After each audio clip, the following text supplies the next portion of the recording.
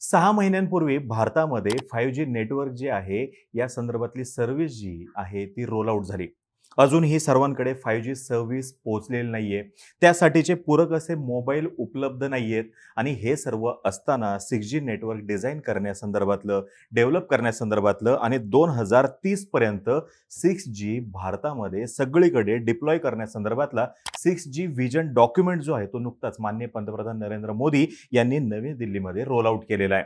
आज आपण सविस्तरमध्ये माहिती घेणार आहोत या 6G संदर्भातील व्हिजनची आणि 4G साठी इतक्या मोठ्या समस्या आपल्या समोर असताना 5G पूर्णपणे अजूनही रोल आउट झालेलं नसताना 6G ची स्वप्न का बघितली जात आहेत हे सुद्धा आज आपण जाणून घेणार आहोत.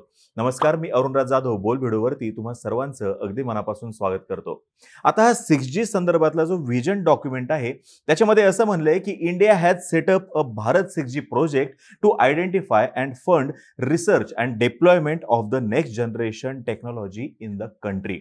आता हे 6G साठीचं जे व्हिजन आहे, हा जो डॉक्युमेंट आहे 2030 मध्ये आपल्या देशामध्ये सगळीकडे 6G तंत्रज्ञान जे आहे ते रोल आउट करण्यासंदर्भातलं आहे. अर्थातच फायदा कशाचा घ्यायचा आहे, जे पुढचे युग आहे आर्टिफिशियल इंटेलिजन्सचं, याचा जास्तीत जास्त फायदा घेण्यासाठी, या संदर्भातला रिसर्च करण्यासाठी येणाऱ्या काळामध्ये 6G महत्त्वाची भूमिका बजावू शकतं.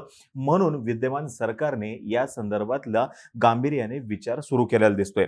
6Gचा जो हा प्रोजेक्ट आहे, हा 2 फेजेसमध्ये येणार आहे, 2 फेजेसमध्ये इम्प्लिमेंट केला जाणार आहे आणि यासाठी सरकारनं एका समितीचं सुद्धा गठन केलेलं आहे.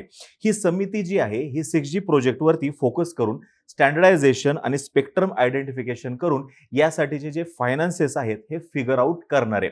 थोडक्यात काय, गव्हर्नमेंट ह्या 6G साठी खूपच गंभीर आहे असं आपल्याला दिसतंय. आता हे सर्व 6G साठीचे इनिशिएटिव्ह कधी सुरू आहेत की ज्या वेळेस 5G रोल आउट होऊन अवघे 6 महिने झालेले आहेत, तरी सुद्धा या सर्व घडामोडीमधून भारताचा आत्मविश्वास दर्शवतोय. जसं की बघा, 5G येऊन 6 महिने झालेले आहेत, तरी सुद्धा आपण 2030 साठीचं 6Gचं स्वप्न बघतोय. याच्यामध्ये भारताचा आत्मविश्वास दिसतोय असं माननीय पंतप्रधान नरेंद्र मोदी यांनी म्हणलेलं आहे. आता या संदर्भातला डॉक्युमेंट सादर करताना माननीय पंतप्रधान पुढे जाऊन असं म्हणाले की भारताकडे 2 महत्त्वाच्या स्ट्रेंथ्स आहेत. पहिलं म्हणजे ट्रस्ट आणि दुसरं म्हणजे स्केल. या 2 मुद्द्यांना वगळून तंत्रज्ञान जे आहे जगाच्या कानाकोपऱ्यामध्ये नेणं शक्य नाही आणि हे खरं सुद्धा आहे. आता आपल्या बोलबिडूच्या प्रेक्षकांना हे लक्षात आलं असेल की मी 6G विषयी सातत्याने बोलतोय. 5Gचा पत्ता नसताना 6G कुठून येणार आहे असा प्रश्न तुम्हालाही पडलेला असेल. असंच काहीसं व्हिजन डॉक्युमेंट सुद्धा रिफ्लेक्ट झालेलं दिसतंय, कारण की या व्हिजन डॉक्युमेंटमध्ये हे स्पेसिफिकली मान्य केलेलं आहे की although technically 6G does not exist today, म्हणजे आजच्या दिवशी 6G टेक्निकली उपलब्ध नाहीये, तरी सुद्धा 6G विषयीची चर्चा होतीये. 6G हे 5G पेक्षा खूपच प्रगत असं तंत्रज्ञान असणार आहे. 5G पेक्षा 100 पट अधिक वेगवान ते असणार आहे आणि G म्हणजे जनरेशन, असं आपण आपल्या मागच्या एपिसोडमध्ये सांगितलेलं आहे. आता हे सगळं जरी मान्य केलं की बाबा 5G रोल आउट होऊन 5-6 महिने झालेले आहेत, संपूर्ण देशामध्ये येणाऱ्या काळामध्ये 5G येणार आहे, 6Gचं तंत्रज्ञान 2030 पर्यंत आपल्या इथं येणार आहे, हे सगळं जरी मान्य केलं तरी सुद्धा काही फॅक्ट्सकडे दुर्लक्ष करून चालणार नाही. सध्या भारतामध्ये 2G साठीचे जे कस्टमर आहेत हे आहेत जवळपास 35 कोटी, जे मेनली सर्व्हिस वापरतात वोडाफोन आयडिया, भारती एअरटेल आणि BSNLची, जे की आपल्या गव्हर्नमेंटचे. 73 कोटी ॲक्टिव्ह 4G युजर्स आहेत आणि याच्यातील फक्त 8.5 कोटी लोकांकडं 5G इनेबल्ड फोन आहे. म्हणजे अजून खूप मोठा पल्ला आपल्याला 5G संदर्भातला गाठायचा आहे. 5Gची जी सर्व्हिस आहे, जसे की जिओ म्हणा किंवा एअरटेल म्हणा, यांच्याकडून जसजशी इम्प्रूव्ह होईल तसतसं दरवर्षी 5Gचे जे कस्टमर्स आहेत यांच्यामध्ये वार्षिक 62% वाढ होताना दिसणार आहे, असा एक अहवाल सांगतो. याच अहवालामध्ये पुढे एक फॅक्ट सांगितलेली आहे, ते म्हणजे 5G मुळे युजर्सचा जो ॲव्हरेज इंटरनेटचा वापर आहे तो 2022 मध्ये 19.5 GB पर मंथ पासून 2027 पर्यंत 46 GB प्रति महिना होणार आहे, ज्याच्यामुळे India will remain amongst the top data consuming countries in the world असं म्हणलेलं आहे. म्हणजेच काय, भारतामध्ये इंटरनेट वापरणाऱ्यांचा जो काही ॲव्हरेज आहे, एकूण इंटरनेट वापर दिवसभरामध्ये किंवा महिनाभरामध्ये जो होतो तो वाढणार आहे या 5G तंत्रज्ञानामुळे असं म्हणले. म्हणजे 6G आल्यानंतर ते अजून वाढू शकतं. लोकल सर्कल्स म्हणून एक आहे, त्यांनी एक सर्वे केला होता. त्यांच्यानुसार सध्या वापरात असलेल्या मोबाईल नेटवर्कमध्ये कॉल क्वालिटी कशी आहे किंवा नेटवर्क कव्हरेज कसं आहे या संदर्भातला हा सर्वे होता. आता खूप सारे जण मान्य करतील की नेटवर्क कव्हरेज हा आजच्या दिवशीचाही सर्वात मोठा विषय आहे.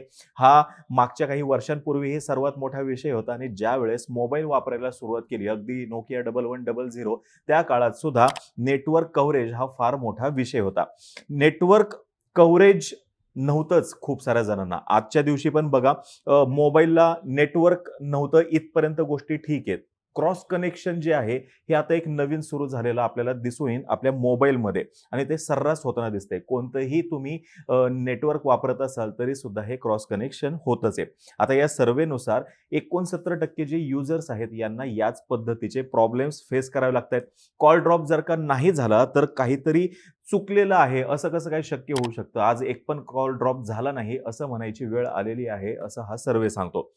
घरात रेंज नाही म्हणून माझ्या मित्राने मागे कॉल सेंटरला फोन केला होता, तो ज्या कंपनीचं नेटवर्क वापरतोय त्यांच्यासाठी. तर त्यांच्या टेक्निकल टीमने असं उत्तर दिलं होतं की तुमच्या एरियामध्ये रश जास्त झालेला आहे म्हणून नेटवर्कमध्ये इश्यू येतोय. आता रश जास्त झालेला आहे याच्यावरती उपाय काय? एकतर त्यांनी एरिया सोडून दुसरीकडे जावं लागेल, नाहीतर कंपनीने तिथला जो रश आहे तो कंट्रोल केला पाहिजे, नेटवर्क त्या ठिकाणी अजून स्ट्रॉंग केलं पाहिजे. पण ह्यांनी केलं काय? नेटवर्क काही स्ट्रॉंग झालं नाही, त्याचा प्रॉब्लेम काही सॉल्व्ह झाला नाही. मग त्यांनी कंपनी बदलली. कंपनी बदलली तरी सुद्धा इश्यू काही सॉल्व्ह झालेला नाही आणि असा खूप साऱ्या जणांचा अनुभव असणार आहे बघा.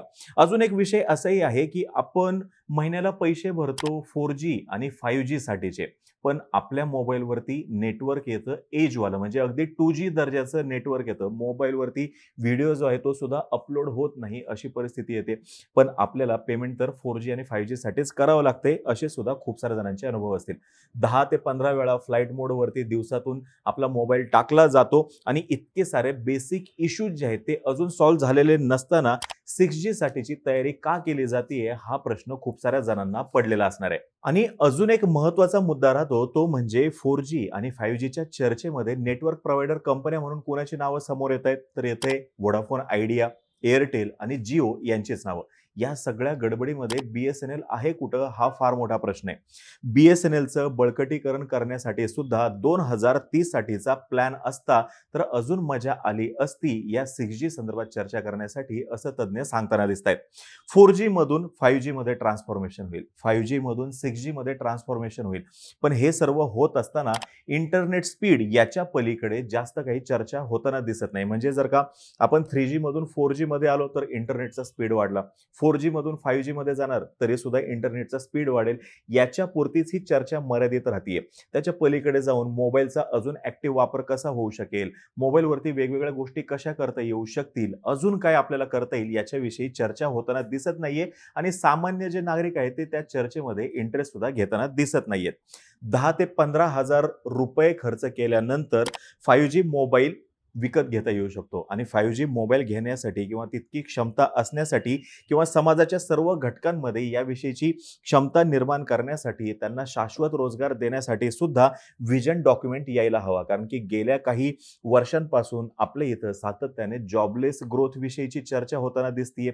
बेरोजगारीचे आकडे जे आहेत ते सातत्याने वाढताना दिसत आहेत आणि जरी ते कमी झालेले दिसले तरी सुद्धा टक्का जो आहे बेरोजगारीचा हा आपल्या इथं मोठा दिसतोय. वेगवेगळ्या गव्हर्नमेंट जॉबसाठी मोठ्या प्रमाणात विद्यार्थ्यांचे फॉर्म्स येताना दिसत आहेत आणि ही परिस्थिती बदलायला हवी. सर्वांना शाश्वत असा रोजगार उपलब्ध करून देण्यासाठी सुद्धा गव्हर्नमेंटकडून काहीतरी व्हिजन डॉक्युमेंट यायला हवं.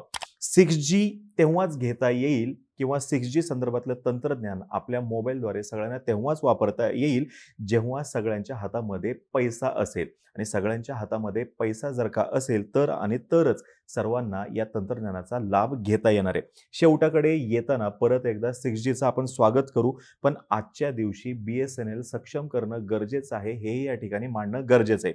विद्यमान सरकारकडे दूरदृष्टी आहे का? तर नक्कीच आहे. त्यांच्याकडे व्हिजन आहे का? तर निश्चितच आहे आणि ते सुद्धा या सर्व गोष्टींचा विचार करत असणार, अशी अपेक्षा करण्यामध्ये काही गैर नाहीये. सध्या तरी जिओ आणि एअरटेल 2024 पर्यंत 5G ची जी सेवा आहे, संपूर्ण भारतभर पुरवण्यासाठी वेगाने हालचाली करताना दिसतायत. निधी अभावी व्होडाफोन आयडिया ही जी कंपनी आहे, सध्या 5G संदर्भातली कोणतीही अनाउन्समेंट करताना दिसत नाहीये आणि ही सर्व चर्चा सुरू असताना BSNL या स्पर्धेमध्ये कुठंच नाहीये आणि हे सत्य आहे. आता तुम्हाला ही माहिती जर का आवडली असेल, खाली कमेंट बॉक्समध्ये नक्की सांगा आणि BSNL इथं कुठेतरी असायला पाहिजे का? या स्पर्धेमध्ये असायला पाहिजे का? याविषयीचं तुमचं काय मत आहे, हेही खाली कमेंट बॉक्समध्ये नक्की मांडा. तोपर्यंत आम्हा सर्वांचे व्हिडिओ जास्तीत जास्त लोकांपर्यंत पोहोचवा आणि चॅनलला सबस्क्राईब करायला तेवढं विसरू नका. धन्यवाद.